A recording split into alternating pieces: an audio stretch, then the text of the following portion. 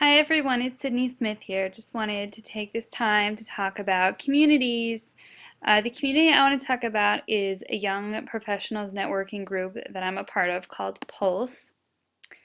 And it's the Greater New Haven Chamber of Commerce's Young Professionals Division. So as you can see, we're going to look at their Facebook page real quick. This is in New Haven, and it's basically 21 to 40-year-old young professionals. And really, it's a great networking opportunity. We meet once a month at various locations around New Haven County, and we just meet, young people who are like us.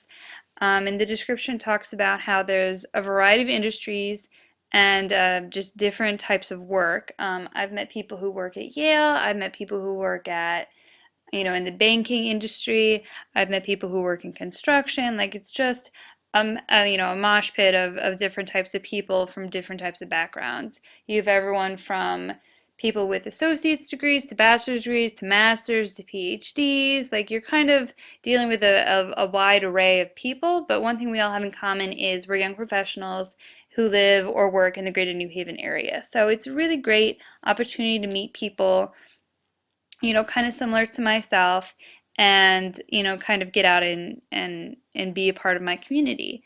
What's great about this is I have this quote from Cognitive Surplus that says, increasing the number of things you have can be useful, but increasing the amount of knowledge you have can be transformative.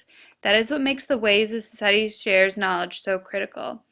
And just from my own personal story, about 6 months ago, I was laid off from my job during a giant company reorganization. 7% of the company, which was, over 1,000 people, lost their jobs. And as I was going through looking for a new job, one of the groups, Pulse is one of the groups that I joined in an effort to meet young people like myself who were probably looking for jobs and kind of like getting an ear down on the ground to see if, there are any job openings or anything like that that someone could help me out with.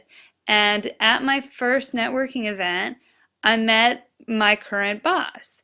So, it's kind of like you can give someone a fish or you can teach them to fish. That's definitely been the way that's worked best for me. I've met a lot of people, I've made a lot of connections. Anytime I hear about, job openings just, on the internet or looking around, like I can usually help people who are also part of Pulse for reasons that I was, also find jobs, and it's a really rewarding thing, and you definitely paid for it, and it's a really great group to join. Also, fun side note, it's sponsored by QU Online, so thanks, Quinnipiac. As you can see here, there's a 721 members on the Facebook page, and I wouldn't say all of them are active on Facebook, nor would I say all of them are active in real life. We do have events once a month, as I said, and there's definitely not 700 people at them, but that's definitely like, 100 people, so I would say we have roughly, 100, 150 active members who come to events, and then we also have different levels of involvement, which we'll talk about a little later. But we definitely have critics, and we definitely have people who are actively posting content. Here on the Facebook page, you can see all these reviews, and then even just posts by others, you can see people talk about, the events or, things going on with them. So it's a really great community type of page. So for the persona overview, we can first talk about the creators. I would classify the creators as the people who are creating the actual events as well as content to put out there, on the various Facebook and social network accounts to kind of drum up interest in the group, as well as create conversation. So I would say these people are in charge of generating leads being new members, and building relationships with current members. These people publish blogs, they maintain the website, they upload images of past events as well as videos. And according to Groundswell, creators are roughly 1% of people, and I definitely find that to be true. I think there's 6 or 7 people on the board, and obviously there's over 700 people in the group, so I think that's a pretty accurate number. Again, everyone's a business professional, and I would say at least a bachelor's degree, but there's such a wide range. But I would think with the creators, most of them, all of them have bachelor degrees. Demographics of the creators of the group are predominantly female, and obviously they have to fall within the 21 to 40-year-old age range. I guessed the salary. I honestly have no idea, nor do I feel appropriate asking. Um, so I said $30,000 to $60,000 a year, and it's definitely people who have interest in urban livelihood. All of our events are, in downtown New Haven. We had one in Shelton, so kind of more in like urban areas, so easy to get to. Identifiers, I call these people networking mavens because they live to meet people and can make connections. So they're very outgoing, they're very inquisitive, and they like to connect with others. For online activities, I think these people definitely are very skilled on the computer, and they use the web to research ideas as well as build relationships. And for that reason, they use Facebook, LinkedIn, and Twitter significantly to connect with others. And for the user story I wrote, as a creator of the Pulse community, I need to be able to network in order to achieve a greater Pulse membership and expand others' networking opportunities. So critics, we saw these guys a little bit earlier. Critics provide feedback on events, and they react to comments, reviews, and other content found on the social media sites. And according to Groundswell, that's roughly 30% of the group, and I found that to be pretty accurate.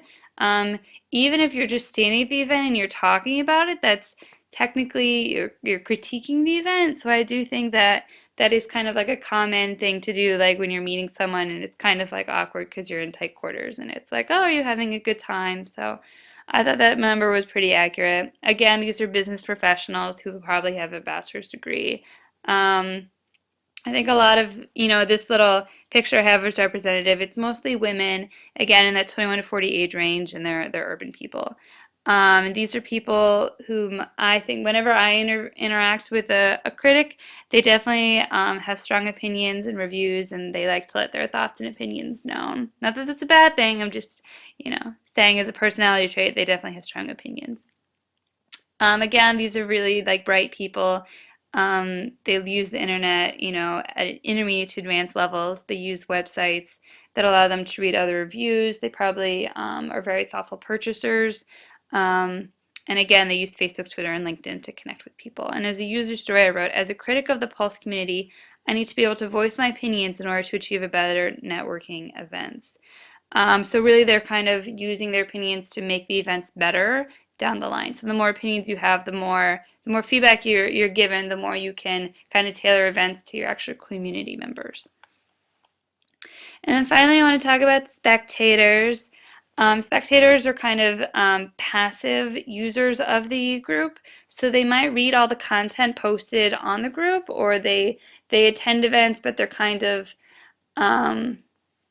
like they're there, but they're not really interacting so much. And that's about 68% of the group, and I would say that that is true, especially since there's over 700 members and only 100 actually actively show up. So I think that number might be slightly high for our group, but again, it's difficult to tell because I haven't been to every single event. But they're business professionals. Again, they have a bachelor's degree. I would say it's equally male and female. I think someone told me once that the membership is pretty even, but when I do go to the events, I do feel like it is more women than men. So I do think from a spectator perspective in the online community, I think it's probably a little bit of both. But so I would call these people maybe slightly shy, intimidated by meeting new people. Networking events, are not for everyone. It is kind of like you're thrown into, the group and you kind of got to sink or swim. So I think it is really intimidating. So these people, if they do go to events, they might be slightly shy and kind of stand by the wall and just kind of observe what's going on before they feel more comfortable to start interacting. Again, internet ability, intermediate to advanced levels. They thoroughly research new groups, trends, and articles in order to make an informed decision. They use Facebook, Twitter, LinkedIn, just like everybody else. And as a spectator of the Pulse community, they need to be able to read articles, look through pictures, and browse through other content in order to achieve membership status. And by that I mean they might not actively be going to events, but they definitely feel as though they are part of the community because they look through the content that's put out there by the creators.